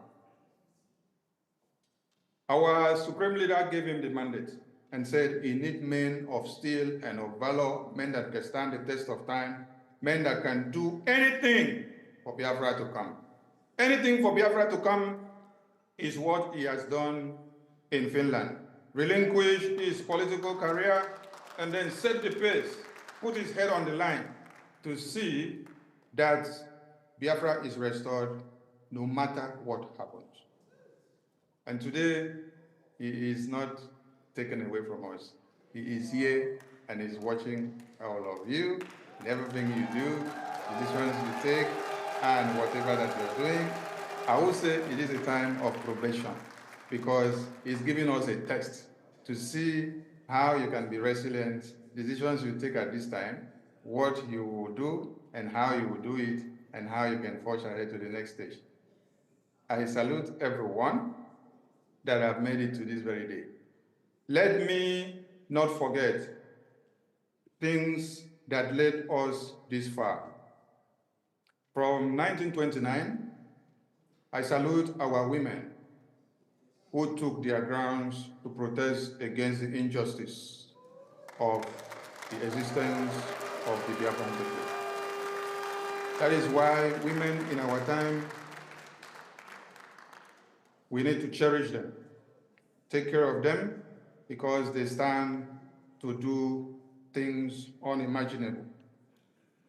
That was in 1929, and if you're not aware, the colonial terrorist police, supervising those ones that they recruited in Nigeria, ordered the destruction of their lives when they protested against the taxations that were imposed on them against their own will. Before this time, their husbands and chiefs had become slaves, begging at the mercy of the terrorists, just like it is happening today. Please forgive me, I don't have a script. I am not reading a script, so I will be precise, and when I am done, I will leave the stage. So we pay tribute to them because they fought for the same freedom that we see today.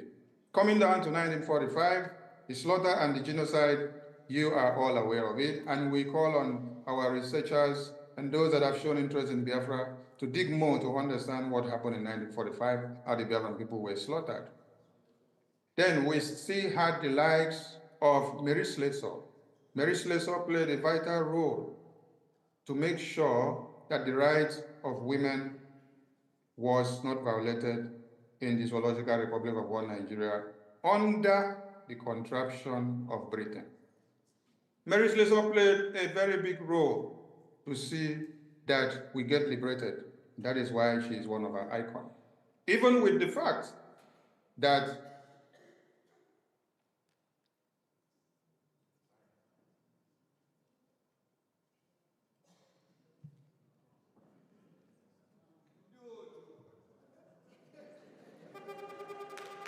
Idole Bomeso! Idole Bomeso! Yeah! Idole Bomeno Yamo!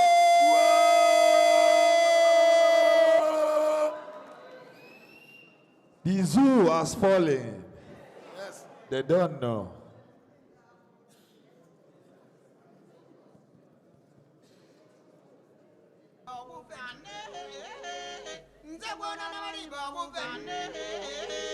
Sorry for the breakup in transmission.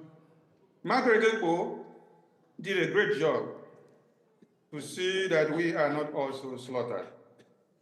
That is why you may hear how her name has been immortalized in some places in Nigeria, because she fought for the same freedom. Even as it happened that before the Biafran genocidal war started, she was still a staunch supporter of one Nigeria, and then she had to be imprisoned so that we can move forward, so that she wouldn't be a distraction. But I tell you that she fought for freedom. Then when we come down to the heroes and the heroines of our time that have done a great job, the January 15, 1966 coup was never an Igbo coup, but that is what they had taught you in school. We thank God that the youth of this very day have been able to dig deep and to bring out the lies and propagandas against the Biafran people. The January 1566 coup was actually to defend the livelihoods of the Yorubas and the Middle Beltans that were slaughtered on a daily basis. So like I heard Rasta man said, our mumu no go kill us, and it don't stop. The help that we try to put to other people to save their lives is what they actually, at the end of the day, turned the barrel of gun against us, because we became the endangered species, because we were the only people that were able to take a bold step to rise up to say the Islamic jihadist invasion of Uthman and Fodio will not come to play in our own time. We rather die, we rather keep fighting to the end to see that our babies, women, and children are not slaughtered. I give kudos to Kaduna and Zoku. I give kudos to General Obosi and Colonel Obosi. I give kudos to Adewale. I give kudos to many and many of them that were of the Northern Instruction that also took part in the coup of January 1566 coup. It was a path to freedom and a path to liberation. And then we got into the 1967 war after the Aburi Accord. They took us unawares. They started the war and they fought and they shot the first bullet from Kaken when you're coming into the then Cross River State of one Nigeria. We fought gallantly. We were defeating them on a daily basis until they called on Britain that Okokondem was making news on the radio that we have overrun their men. Fear gripped Gowon. And what did Gowon do? Gowon decided that, oh man, we have to make sure Ojukwu boys does not win this war. And I tell you, it was not Ojukwu boys that were fighting, but it was the soldiers and the spirit of Biafra that were fighting. I salute everyone here that have come today, because nations gathered for their independence to come. America did same, and they had just 56 delegates. But today, the Biafran people have gathered over thousands to ratify the result of the referendum, which we started in February. And this is remarkable that on the screen we just saw that on the 2nd of December, the ratification of the referendum results has given the power to the Prime Minister to declare the independence United States of Biafra. That figure stated there is awesome, and history will speak of it, and everyone will remember and understand what it means. The American think tank groups that are keen in, please take the message back and put it back into the system of America so that it will go further. I also give thanks to the father of Simon Ekpa in Finland that spoke before for standing tall to secure and protect his own son. Thank you so much. Finland is not where our problem is now. Finland is actually the succor, the standing rock to the Biafra restoration. So every Biafran needs to be happy because there are several attempts that have been made to assassinate our Prime Minister with suicide bombers sent from America. But Finland has protected him to this very day. I ask you a question. What if his absence in this meeting today and since on the 29th was to curtail another menace that may have happened to his life? That is why we need to say, thank God when some things happen, that he is not here today. He is away from this convention today for a reason. And that reason is coming back to fulfill it. With Ike Pentecost. That is why no Biafran should be perplexed or shaken or wailed or worn out because the Prime Minister is not here. Rather, you should be happy that he is not here for the unforeseen to happen at this time, and he is secured wherever he is to come back to finish the fight which we have started. Because one Nigeria has not seen anything yet. Yeah. One Nigeria yet. Yes, yeah. One Nigeria has not seen anything yet. More are coming. The Prime Minister is healthy and happy. So nobody should be angered that he is not here.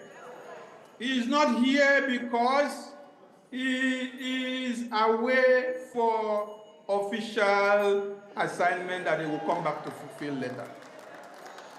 So Finland has saved him for us to avert what would have happened if he was here. And his return is to come and fulfill the work that Chukwokike has ordained him to do. If anyone don't understand and knows the power of the media in any government, you may be making a mistake. So I make bold to recognize the voice of Biafra team that have been doing a great work, led by Honorable Marvelous and many other people. Time will not permit us to display their photos on the screen. So Marvelous, you are doing a great job, and the Biafran government is so proud of you. The Prime Minister is super proud of you with your team. I go down to Biafra Unite. I go down to Clarims. I go down to Mouthpiece of the Gods. I go down to University. I go down to Stella. I go down to Warrior Sister. I go down to Warrior Queen. I go down to Justice and Fairness. I go down to, the names are too numerous. But at this very point, I want to introduce the Deputy Minister of Information, Media and Communications of the Biafran Republic government in exile, who have told the part with the Prime Minister from the beginning to this very end. My Minister, please come to the stage. Let Biafran people see you and acknowledge your presence. And I call on Honorable Ugo 247. Please come to the stage. I call on Honorable Ada Biafra Betty, come to the stage. I call on Honorable John Iwuji, come to the stage. And the rest of the media personnel that are there, but you're in the congregation, please go to the stage and acknowledge with your Deputy Minister of Information there, please. Let the joy So these people have been doing a great job. Please, if you have been doing one thing or another in the media, please get to the stage and wave your hands. Get to the stage and wave your hands. Yes, I can see Warrior Queen getting to the stage. Honorable Vicon, on the DJ, I salute you. You're doing a great job. Rasta, you're doing a great job. I salute all of you. And then the team of the media, the technical unit that we are using for this event, I salute all of you. Working with you have been so amazing. You guys have made us so proud. Everything that we have done and spoken of boils down to finance. And we call on the entire nation, we call on the entire world to please look into the Biafran case.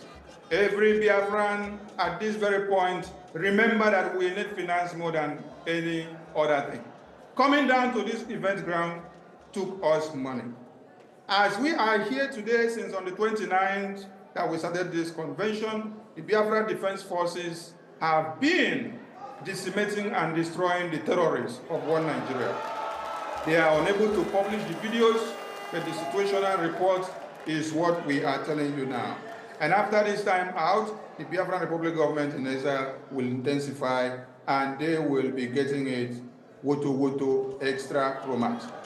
I am perplexed about the physically impaired Biafrans that came all the way from America, UK, and Europe to this very event.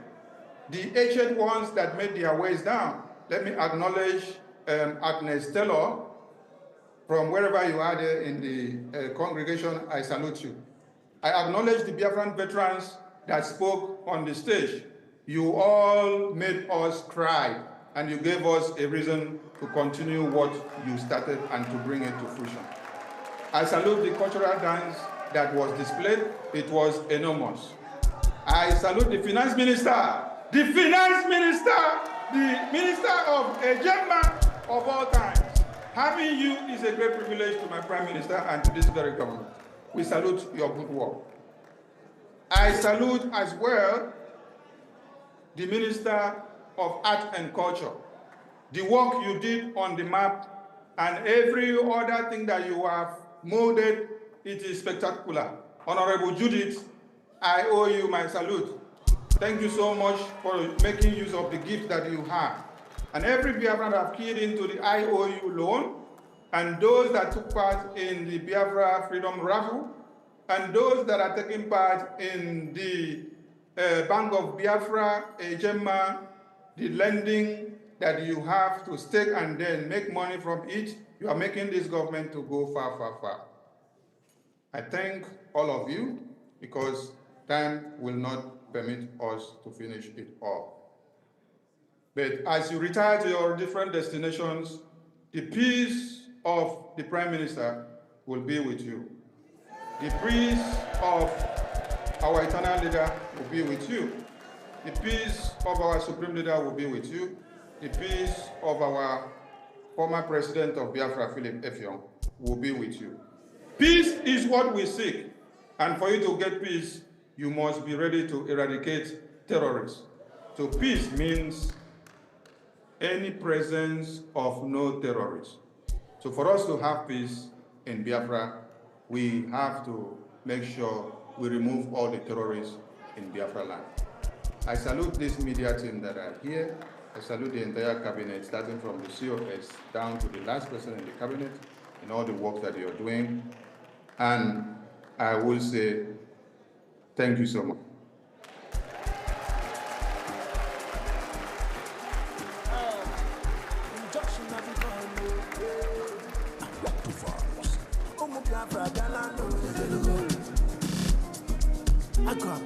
DJ, please. DJ, stop. What DJ, Uncle Sibiko? All right.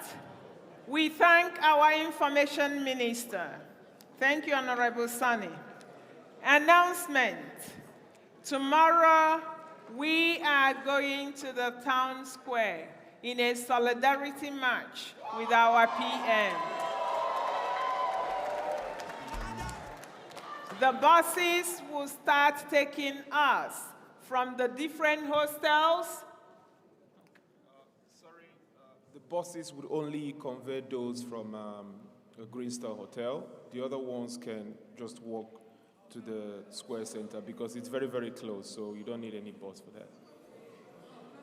Fonum, it's very close to this. It's about maybe 200 to 300 meters. So there is no, it's a walkable distance. So please try to walk to the square. All right, we'll try and provide the address of the Square Center. Thank you. 11 a.m. So you leave 11 a.m. to get there at 11:30 for the march. Thank you. When you see 11:30. All right, ladies and gentlemen, we have a few minutes to announce the results of the ratification. It's not on stage. Come on. Please, can you just...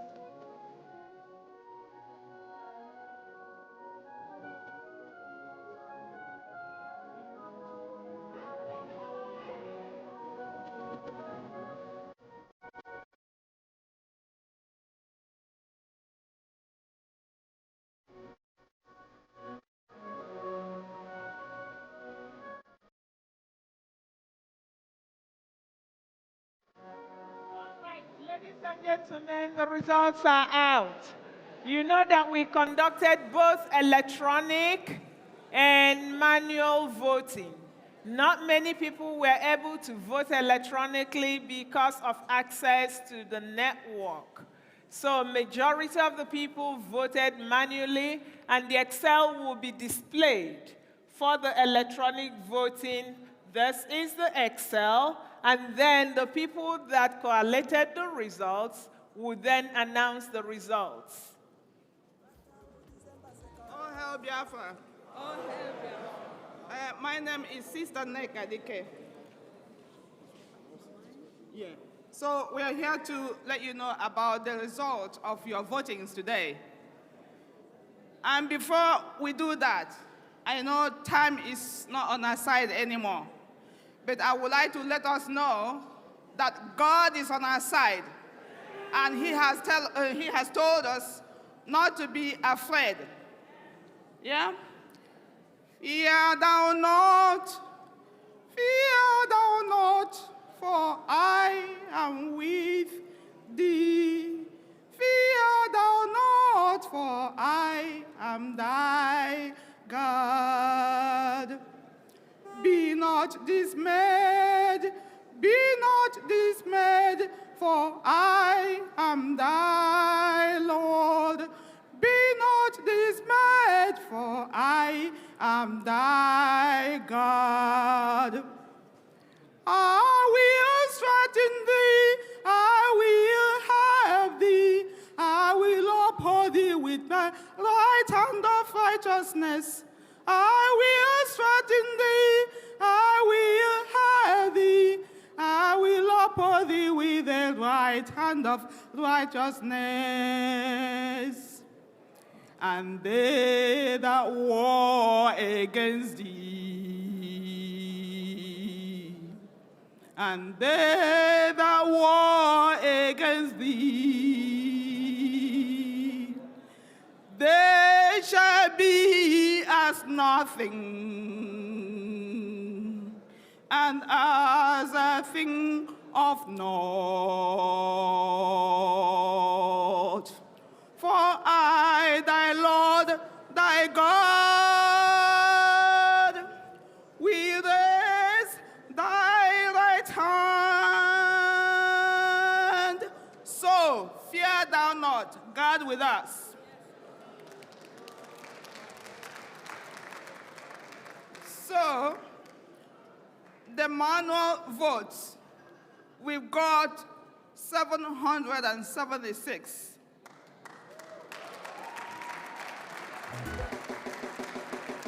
And the electoral votes, we got 41 voters.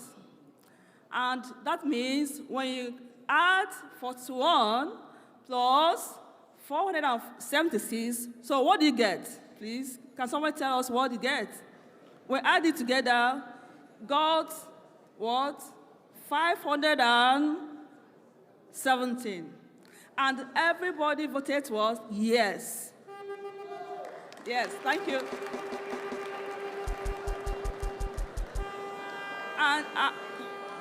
And mind you, the all voters is 570 is everybody, and people voted was yes, no exception.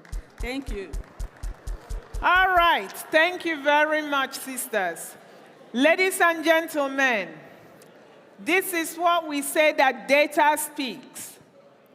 You can see that even within this hall, the delegates voted just like people back home and across the world that nearly voted 100%. Everybody in this hall, 517 delegates, voted yes to ratify our referendum and our declaration of independent state of the United States of Biafra. Thank you so much. Woo! Woo!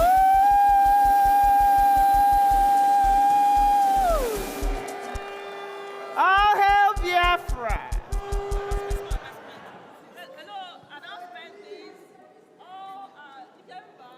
Family, please, outside for the pictures, okay? And also, Germany will take also a picture with COS, please. Thank you. Enugu family, we go also take picture outside right now after this event. Thank you. And after the march tomorrow, the buses will bring us back to this hall. So please, our event will start after the march. The march is now part of our event. It will take the first part of the day. Then we come back here and we continue. Thank you very much. Do not forget your belongings. Take everything with you. And if you find a phone that does not belong to you, please give it to me or give it to Mazuche or to security. Our brothers and sisters are looking for their phones. Thank you.